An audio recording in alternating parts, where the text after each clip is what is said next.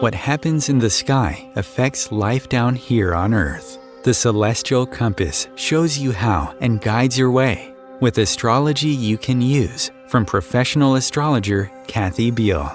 Every episode features her light-hearted, practical forecasts and navigational tips, blended with humor, optimism, and a love of patterns, symbolism, and pop culture references. Kathy translates technicalities into concepts that apply to real life. You'll learn how the current moment ties to where we've been, from the recent past to cycles that last happened years ago, and get a look at where we're heading. And much more, from special topics to special guests. The Celestial Compass, enlightening, entertaining, and empowering. Here's your host, Kathy Beal. Greetings, Earthlings. I'm Kathy Beal. How's everyone doing after the crazy energies and astrology of March? We're done with eclipses until the fall, technically, although we're definitely going to be experiencing their playing out for weeks and probably months. We're in the very first days of Neptune in Aries, spiritual warrior energy, among many other things. And do you feel, in a sense, as if you have awakened from some kind of weird dream, or that you're in the process of coming to? That would be the Neptune and Aries part. That'll get even stronger next week when Mercury moves into Aries. This week, however, things are still slow and a bit strange because the two planets that are retrograde, Mercury and then Venus, are both stationing direct toward the end of the zodiac. That always slows things down and gives a sensation of being suspended in time a bit. But there's a benefit to this, all right? So this is not the week to push things. This is the week to float and look and see what's actually been in the water with you, what's actually floating by you. The suspended in time sensation can make it possible for you to actually glimpse things that weren't there before. Think of the card of the Four of Cups in the tarot, only the figure at the tree is actually looking at the cup in his periphery. We also have a full moon this week, a Venus-ruled full moon. So we're going to be thinking a whole lot about what we value about creativity, and most especially about the nature and quality of our connections and agreements. And a lot of stuff is up for renegotiation on every level. You can learn a lot more about all of this in my forecasts for the full moon and for the month of April, and also the every week at my site, empowermentunlimited.net, on my YouTube channel, Professional Aquarian, and the full and new moon and monthly forecasts are also at omtimes.com. And with that, I am thrilled to bring a fascinating guest for you. I've been really lucky this year to get people with really incredible backgrounds to agree and to come and talk with me. And today we have Dr. Jennifer Lisa Vest, also known as the Ethical Psychic. She's an Afro-Indigenous healer, teacher, storyteller, and author in the realms of healing, ethical psychic practice, and philosophy, with over 12 years practice as a medical intuitive.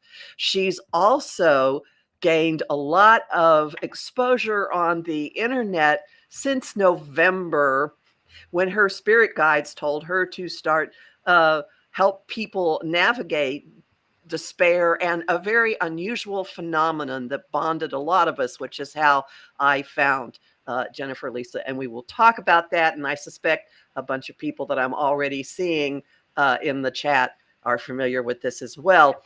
She is the author of The Ethical Psychic, A Beginner's Guide to Healing with Integrity, which is a groundbreaking guidebook for ethical practice and intuitive work across modalities. and Sovereign Wisdom, Generating Native American Philosophy from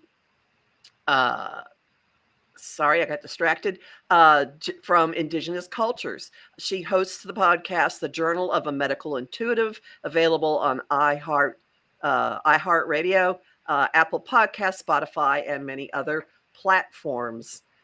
She holds a PhD in Indigenous philosophy and ethnic studies from UC Berkeley, a master's in Caribbean history from Howard, and a BA in physics from Hampshire College.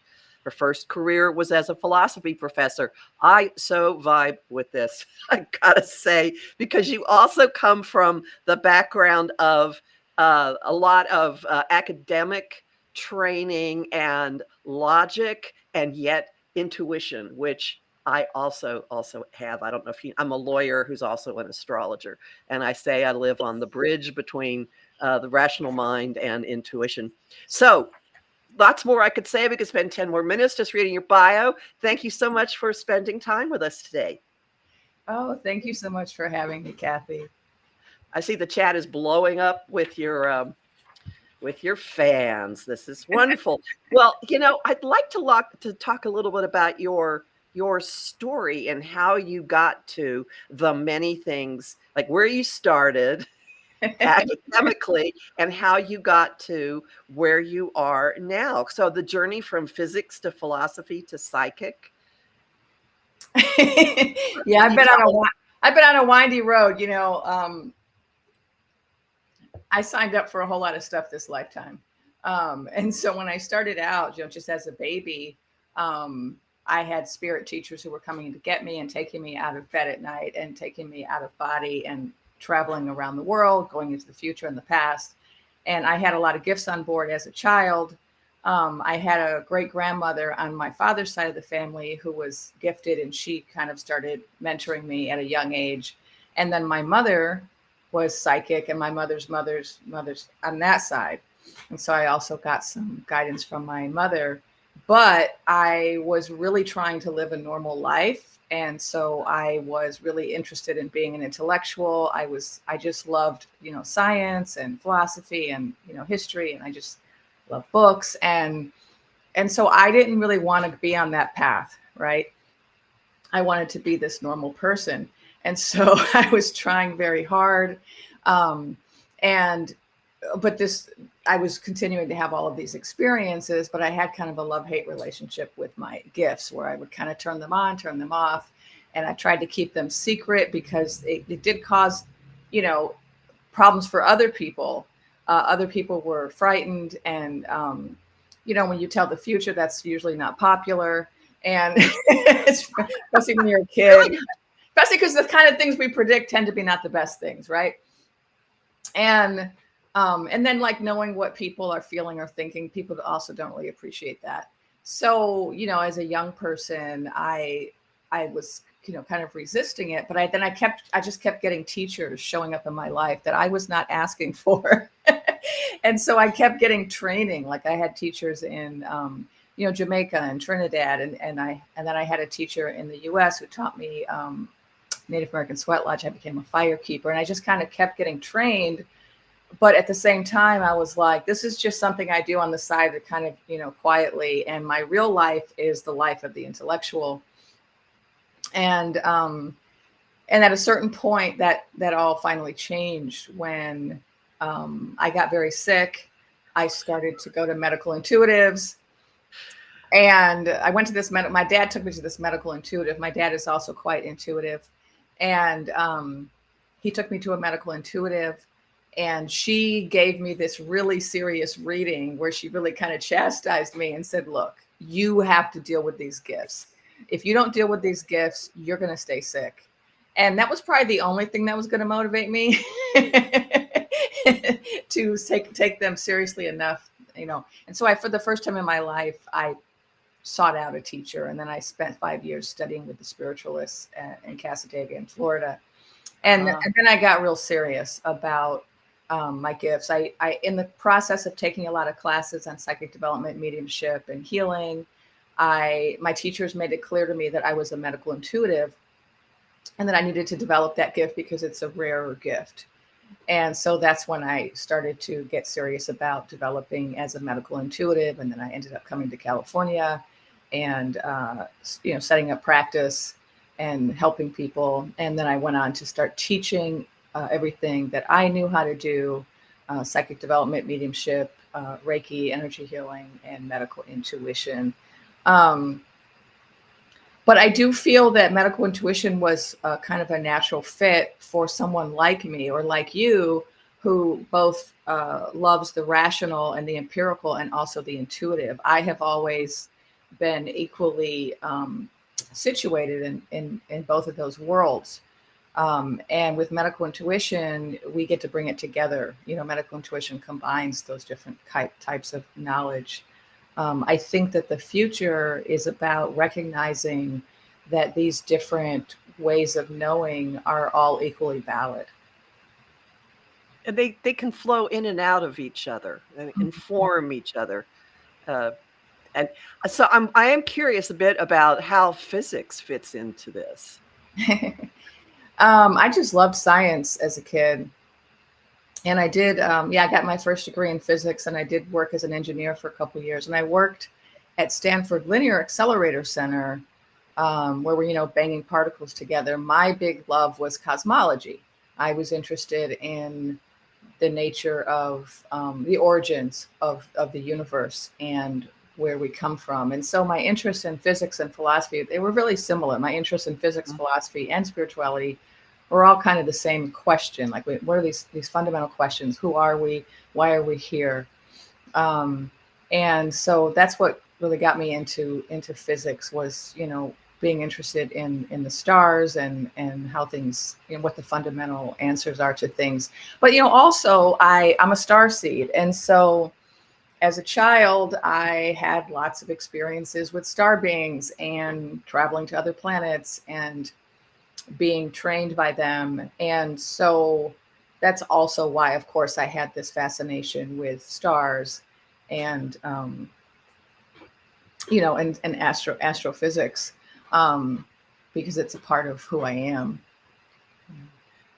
I suspected that was the direction that you were going to go with this. I don't know if you're familiar with the children's author Madeleine L'Engle. She wrote the book A Wrinkle in Time, and many, many others. And she, I heard her say, I followed her a lot, saw her in person several times, and I heard her say that she believed that quantum physicists were the theologians of modern times. And so that fits kind of what you're saying, trying to find the connectedness to something that's greater than the human experience.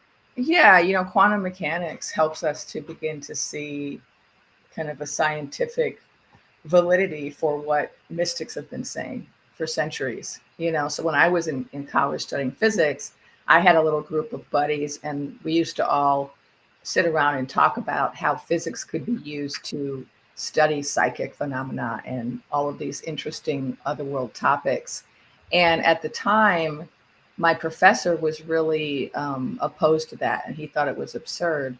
But there were these interesting books coming out, like The Dancing Woolley Masters and The Holographic Universe by Talbot. And so we were reading those books, and, string theory, I was really into string theory when I was in college. And now it's very much more of an accepted theory of the universe. But back then it was quite controversial. And yet my experience traveling out of body confirms a lot of that for me. Like I've like this folded space. Like when I travel from realm to realm, you don't go through space. Space comes to you. And so there's a lot that we experience as mystics, which really matches what people in quantum mechanics are finding. Makes complete sense.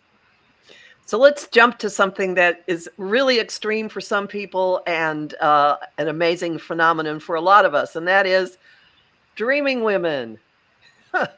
I am one of them. In early November of 2024, really surprising, a number of women started having very, very vivid, specific dreams. I do not dream about people in the news. I met Kamala Harris the night before the election. I know people who saw her in the Oval Office. And gradually people started finding themselves online. How did you get in the middle of this? Because I came in when you were already in your storytelling phase. Yeah. So on November 6th, I did not sleep on November 5th. My sister was over. We were originally intending to watch the results and go to a celebration party. We've been invited to several of them because we were actively involved in campaigning for Harris. And so that was our original plan. And my sister was tired, so she wanted to go to bed early. And so we both were supposed to be going to bed early, but I could not sleep. And so I got the news, I think at like 1 a.m. And my first reaction was just such complete shock that I started like researching digital nomad visas. Where am I going to move to? And I was between Portugal and Canada. And, and so I spent a couple of hours on that. And then I stayed up all night, and then I thought, oh, I got to talk to my sisters about this. And I was just in kind of a state of shock.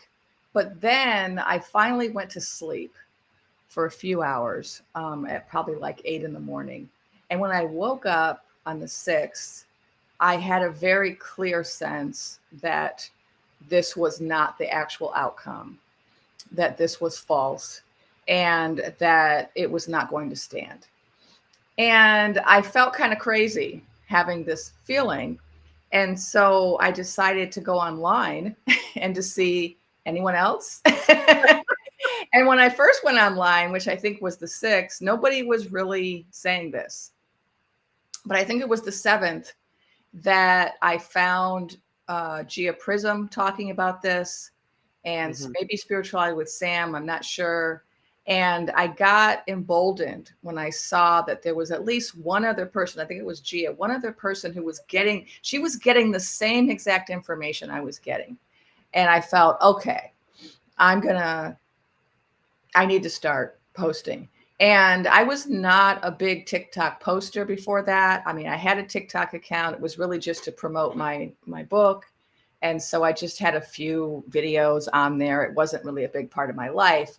But I just got very strong push from my guides. And I just started getting messages every day from my guides that they wanted me to share with the collective. And so I started posting every day on TikTok about the dreams I was having or the vision. So I get information while I'm awake mostly, but I also get information while I'm sleeping. But I call them all dreams, whether it's an awake dream or a sleep dream, it's still a dream. And so I was getting all of this information. Gia Prism coined this phenomenon of all of these women waking up at 3 and 4 in the morning as the 4 a.m. club. Now, I didn't wake up at 4 a.m. Like I said, I stayed up all night. But I did. I woke up at 3. Yeah. And what I noticed, so I was called upon to kind of be there to help people elevate their energy, stay hopeful, and to take seriously the dreams they were having and to listen to their intuition. And over time, I was getting more and more guidance from my guides as to what I was supposed to do. And I was guided to start to organize the Dreaming Women. And so they gave me that term, Dreaming Women. And it's meant to encompass not just the 4 a.m. club, but also all of the intuitives and healers who have been getting information. And many of us have been getting information our whole life. But, there's like the 4 a.m. club. A lot of them were people who weren't necessarily intuitive until that day. And now they are. And then there were other people who were already intuitives who may not have woken up at 4 a.m., but they are getting information. And so I guess that's why my guides said to start talking about Dreaming Women as this term to kind of cover everything and everyone. And so I was called to start gathering the Dreaming Women. And so I started doing a lot of lives. I was also called to run meditations daily for a few weeks to help people to collectively visualize the future. And when I first started out, I was just speaking plainly about my dreams. Oh, I had, my guide said this. Uh-huh. But I got censored really early on. Like within a couple of weeks, I was disqualified.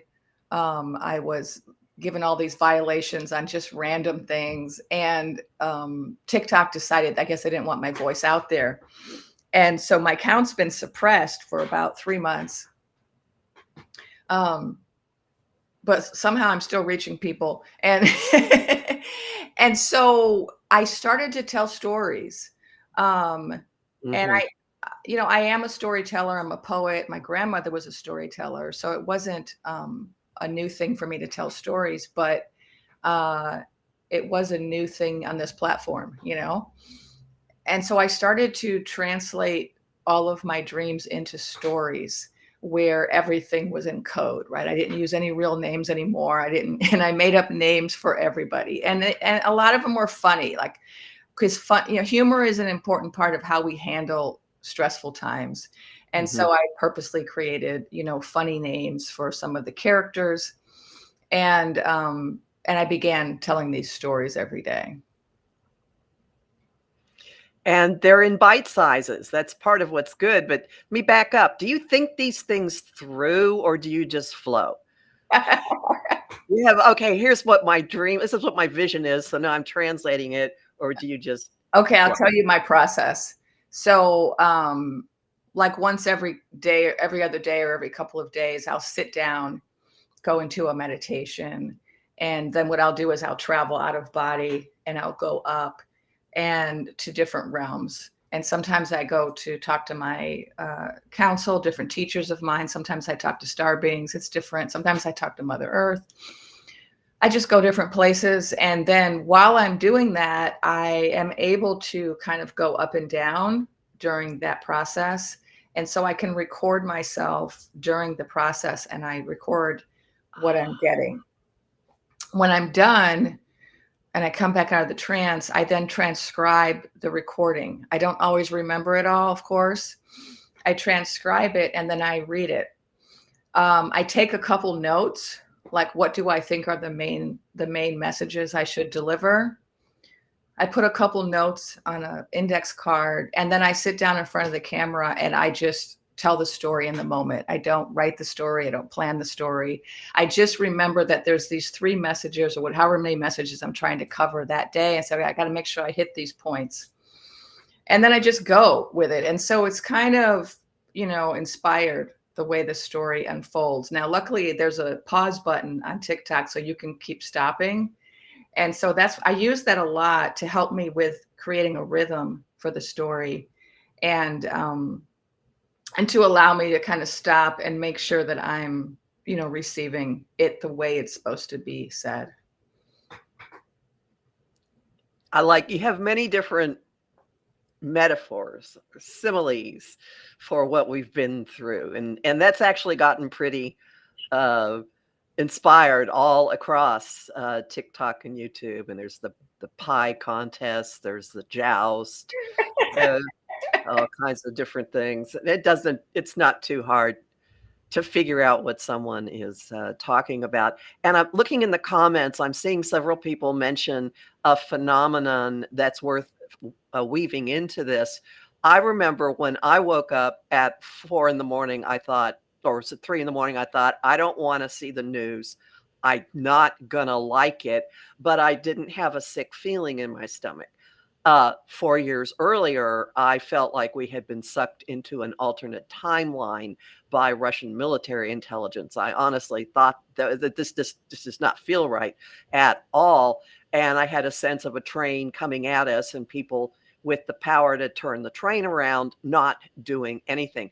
I have not had a sense of doom, even with all of the effery that has been going on. And many people, and I'm seeing this, many people saying they woke up, they didn't like it, they knew something was wrong, but I don't know people who've been lying on the couch in a fetal position, shivering and quivering. That's been something you've noticed too, right? There's this feeling of this isn't real when we're really okay. Yeah, I mean that was one of the really strange things about it. I think for the Dreaming Women and the 4 a.m. Club is that we felt hopeful despite the evidence. And Mhm. I felt a little crazy because for those first few months, like before January 20th, I was so hopeful and happy, and I was not worried. I was not sad. I felt like maybe I should be.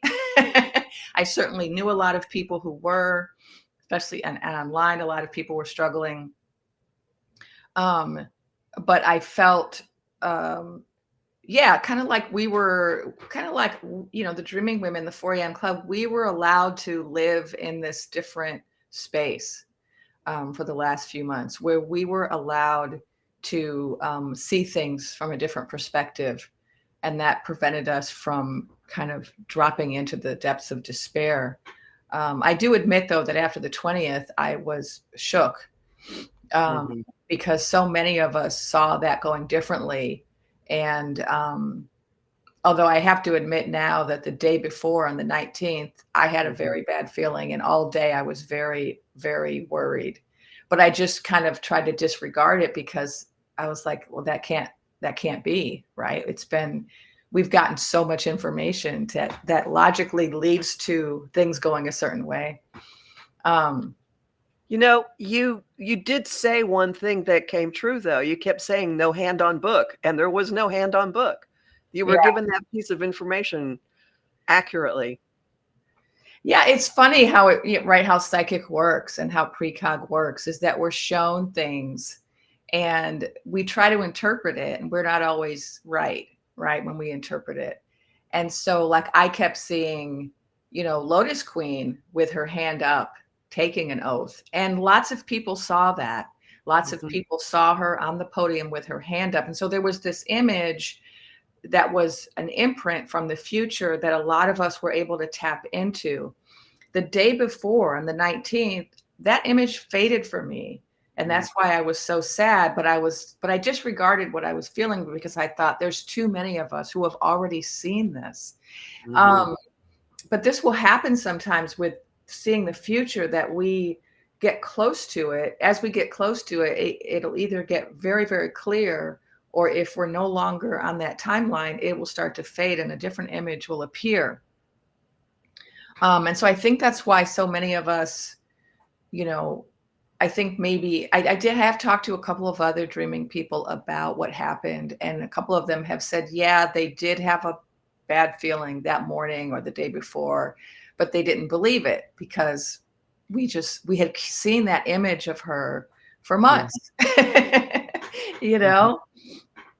Yep, with you. Well, we're gonna take a break, briefly. People, do not go away. It's only gonna get more interesting, I'm sure. So, see you in a couple of minutes. Om Times TV. Want help with your own celestial compass? Visit my site, empowermentunlimited.net, for Astro Insight forecasts for each week, month, and new and full moon. Want to explore the personal impact? Make a decision? Understand another person? It is possible. Click the Services tab to book a personal session with me. That address again? empowermentunlimited.net.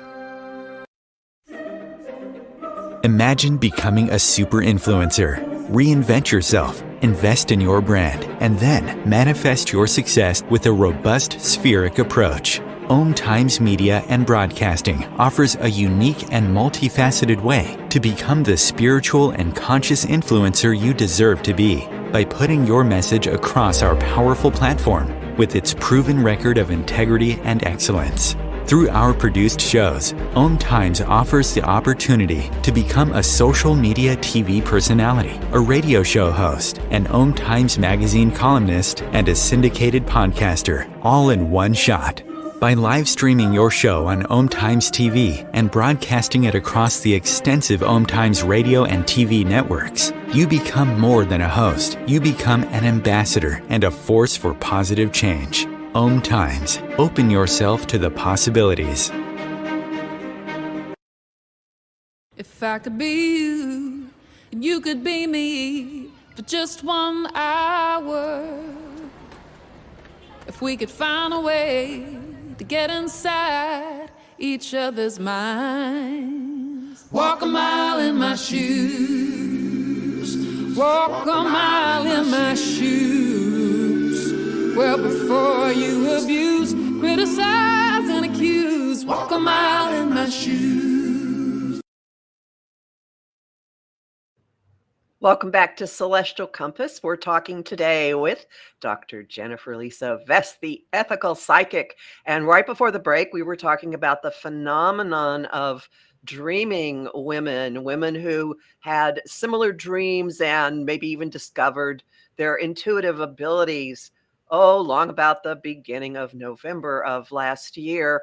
And this community has continued to flourish. And I want to focus on the word community because this is something you have brought up a lot and increasingly in your lives and your videos since January. So you've got information about the importance of community. Yeah, I've been given that message so many times by my guides, the importance of us getting into community. And they've given me a lot of different things about that I've shared. One of them is that we should each have a group of 4 people that is near us, like in your neighborhood or, close enough that you can walk to their house or they can come over or maybe drive to your house, that we should each have a small group. But that also in general, we should be working in our community in some way, connecting with other people in some way.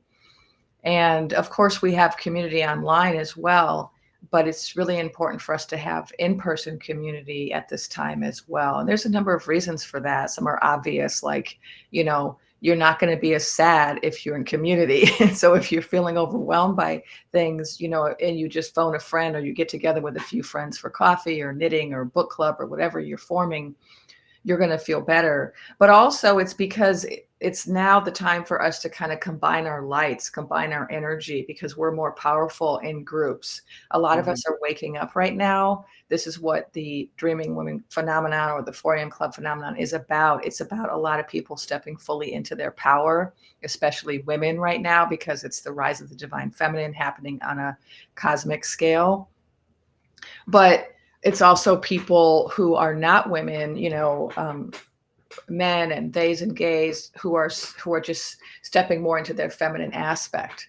And so because of that, because so many people are waking up and stepping fully into their path, becoming more intuitive, having more dreams, getting more intuitive hunches right now, it's always good to come together when that's happening, because we strengthen each other by talking about it, sharing it, working together. We then really strengthen our gifts. There are a couple of core groups that are that have been floating around in my life that have really solidified just in the past few months, and it fits with what you're saying.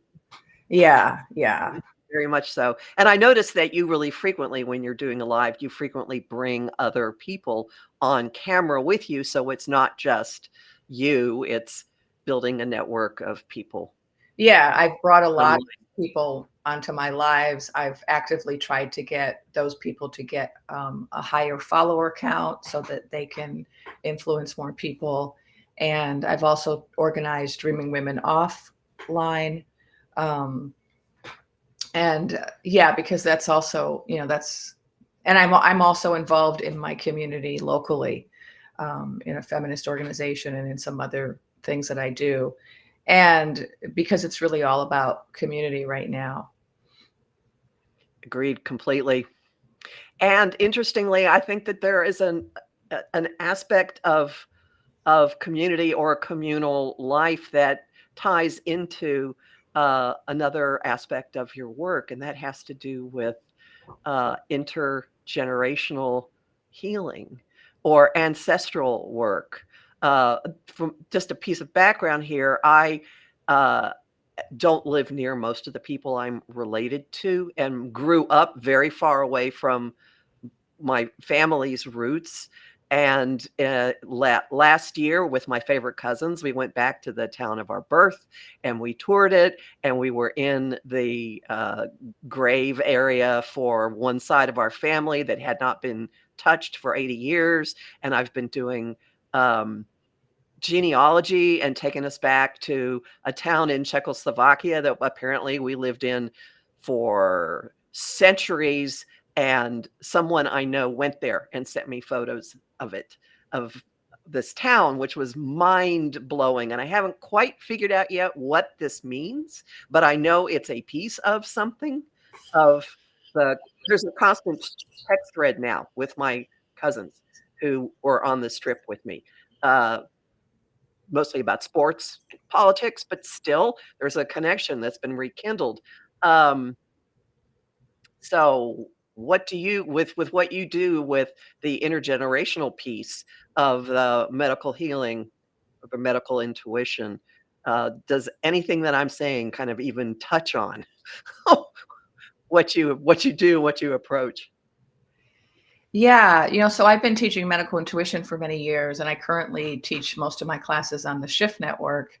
I also have some classes on my website that people can buy that are pre-recorded, but my focus has been mostly medical intuition. And recently, I've expanded my teaching in medical intuition to include looking at ancestral medicine, ancestral healing, intergenerational healing.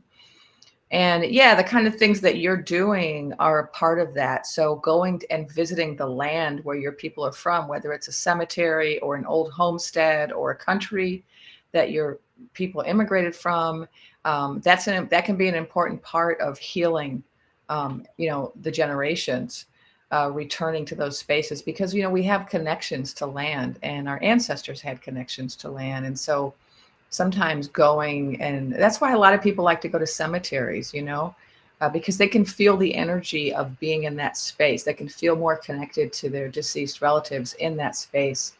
But the same is true if you go to a piece of land where they used to live. You'll feel them there. And so that can be very healing to have gatherings, talking circles with family members, on the land where your ancestors were or where they died. That can be very healing.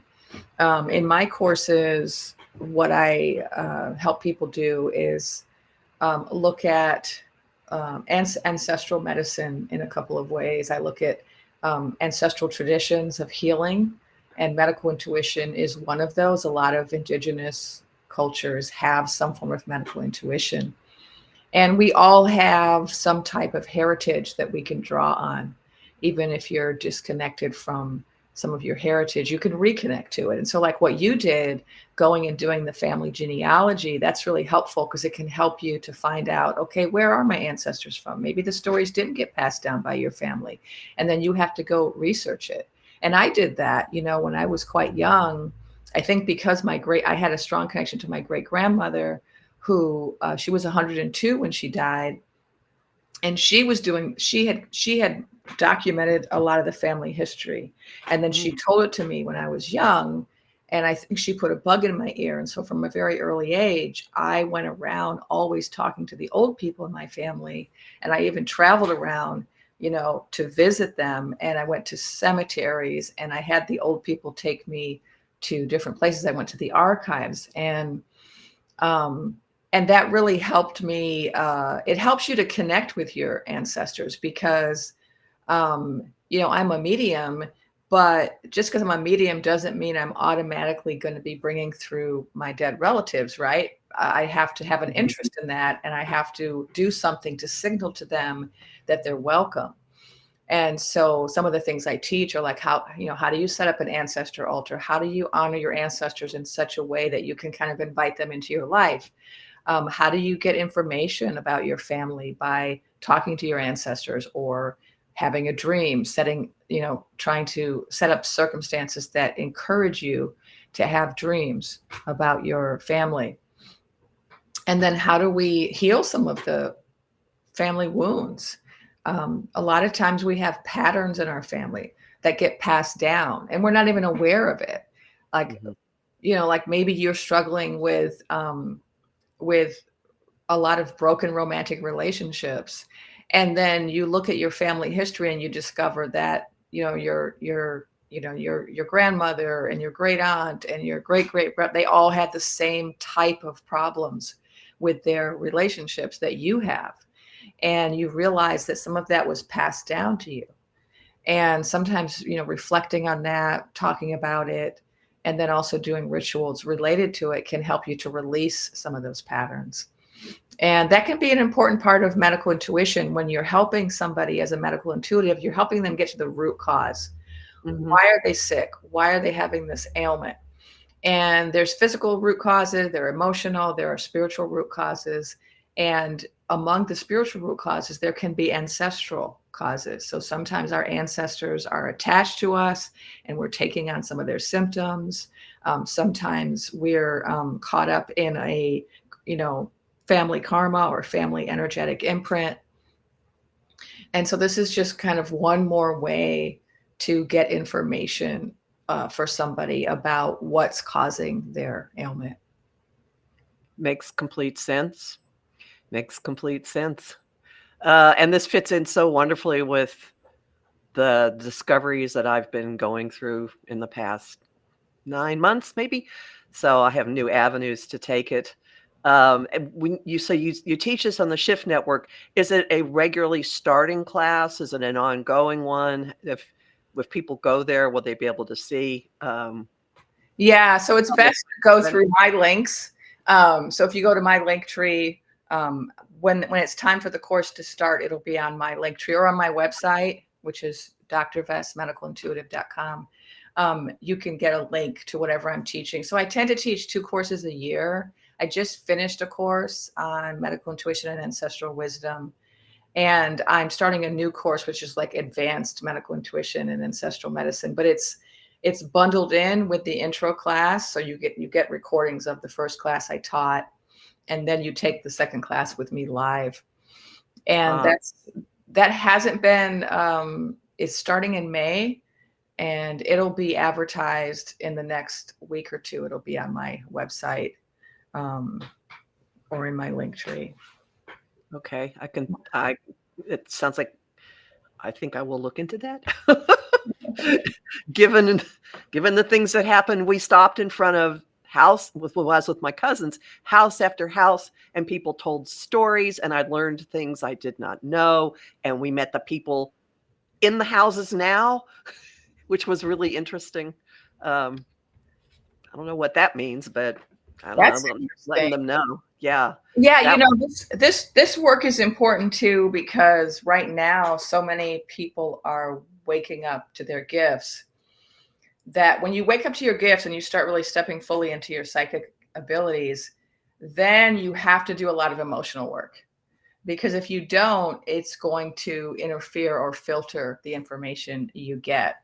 And so doing some ancestral healing is going to help you address some of those emotional issues that could be blocks for your development. People like to call them shadows these days. That's kind of a popular term. Mm-hmm. I'm not a fan of that word, but I guess because I associate shadows with something spiritual. But basically, we all have, emotional wounds, emotional issues that we haven't processed, whether from our childhood, past lives, family dynamic. And if we don't deal with those, and then we try to step onto the path of being a healer or a psychic, it's going to distort our information. And so working on yourself and also working on your any family wounds is going to help you with that.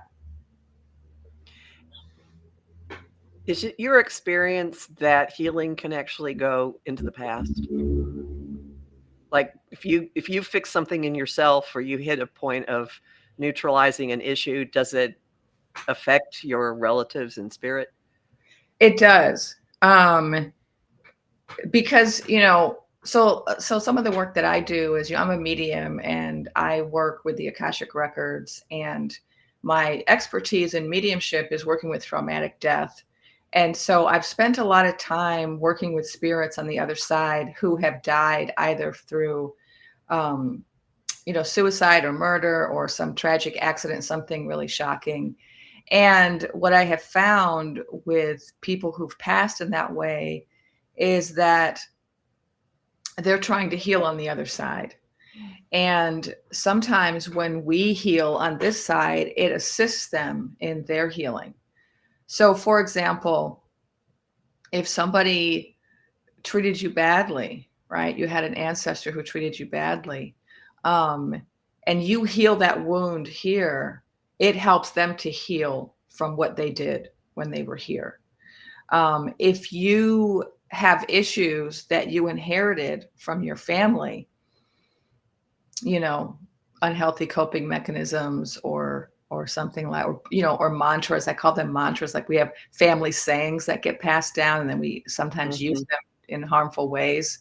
Like, well, you know, the other shoe is always going to drop, or, you know, we're not a lucky family, right? There might be these negative mantras that are passed down that can then manifest in your life as lots of problems.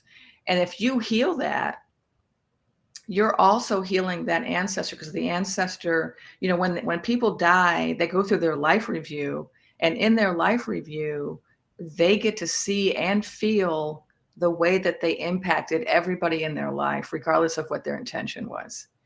And all that spirits want when they're on the other side is they want to make up for what they did. They always were like, oh God, I wish I hadn't done that. And they like to keep, you know, some of them are keeping track of us. They're looking at their descendants, and they're kind of cheering us on, and they're wanting us to succeed. They're wanting us to be happy.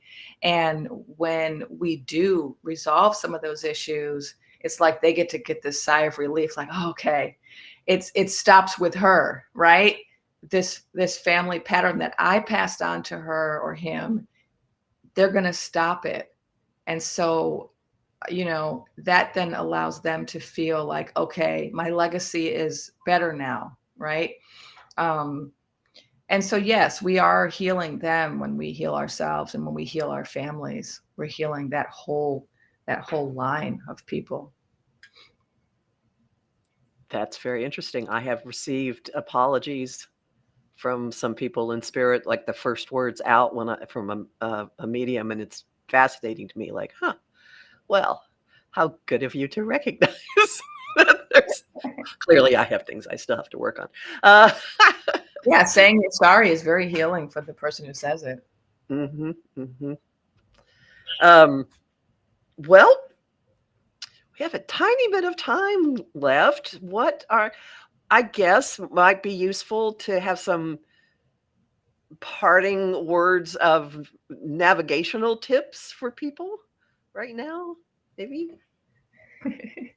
Well, I just want to emphasize for people that it's really important to do whatever you can to maintain hope and to keep yourself out of despair, because the world is made of energy, and our thoughts and our feelings are all a part of that energy. And the way that we are going to bring about the future that we want to see with the leader that we want in the White House is by all of us collectively visualizing it, and by all of us collectively maintaining that energy of hope. Because, you know, with manifestation, people talk a lot about manifestation, and unfortunately, because in the West we're so focused on the mind, people think that manifestation is about thinking certain thoughts. But really it's about embodying that dream. And so it's about having dreams or visions for what the future will be, and then not just thinking about it, but seeing it and feeling it. And so we want to do like visualizations on a regular basis. Just sit with yourself, sit in nature, and just imagine what it would look like if things were exactly the way you want them to be. What would our country look like? What would your life look like?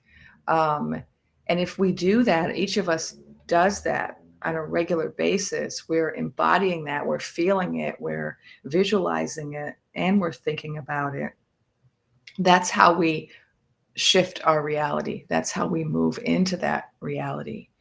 And so that's why it's important to do whatever you can to raise your vibration to stay in a positive and an uplifted mindset. And of course, that's difficult, right? Because we keep getting bad news. But we have to believe in the bigger picture. We have to believe that the bad news we're getting on a regular basis is not going to stand. And another thing that I think is helpful to understand, which helped me a lot, my guides told me that the person who's in the office now, the two people that are causing all this destruction, I call them the assdom, the head ass and the lieutenant ass. These two people, they are vehicles for change. They are profoundly negative vehicles for change. And so they play a role. They're playing a role. What they're doing is going to result in the destruction of a lot of our structures that we have. Government and societal structures are being destroyed, which is very hard to watch. But what my guides keep reminding me is that this is a means to an end, that what they are starting for very bad reasons, we will finish. And so we will rebuild what has been destroyed. And when we rebuild it, it's going to be so much better than it was. We're going to have a different type of government. We're going to have women in positions of leadership. We're going to have councils. We're going to have more egalitarianism. We're going to have more equality and less of this kind of 99 and 1% hierarchies. More circular, like I don't remember how many, but I know that there was a group of tribes in northern New York that inspired but like seven, or anyway, that was a matriarchal group that inspired some of the Declaration of Independence and the women who were in Seneca Falls for the Women's Rights Convention of 1848.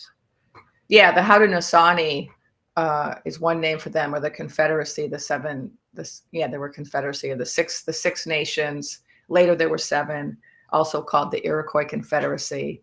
Yes. Yes, matriarchal. In fact, most of the tribes on the eastern seaboard were matriarchal. My tribe is matriarchal, the Seminole. And in matriarchal societies, there's a lot more equality. We don't have those same hierarchies that you find in patriarchal societies because leadership is thought about differently.